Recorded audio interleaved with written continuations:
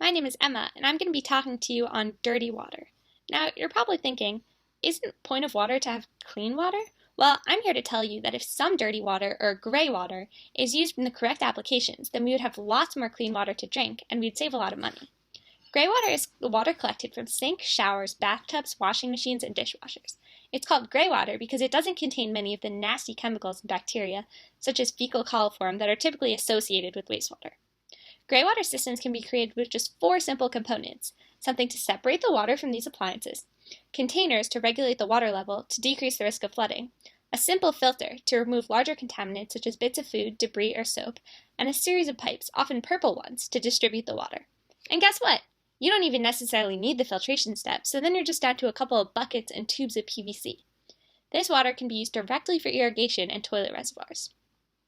Gray water is the largest component of residential wastewater, constituting anywhere from 50 to 80% of daily wastewater output per household.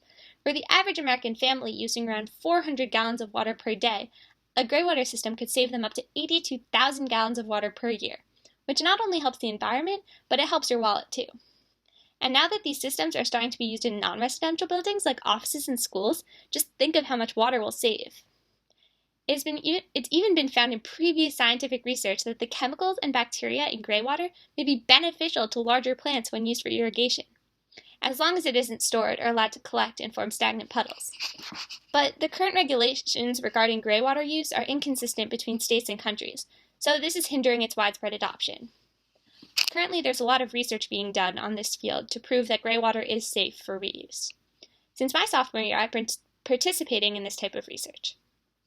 I've always been passionate about water research, since high school at least, and before that I had a very keen interest in the environment and helping out in my community.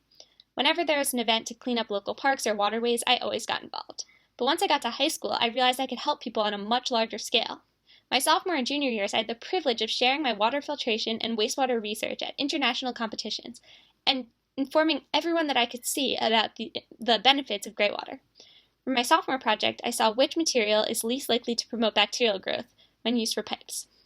For junior year, I used sand and activated charcoal to filter synthesized gray water to the point where it's as clean as the tap water in my school. This summer, I worked at Stony Brook University, where I used polystyrene, the pure chemical compound in styrofoam, and a technique called electrospinning to create inexpensive nanofibrous membranes and use them to filter water. I'd love to see these same technologies applied to gray water and to contribute to the more widespread use of gray water.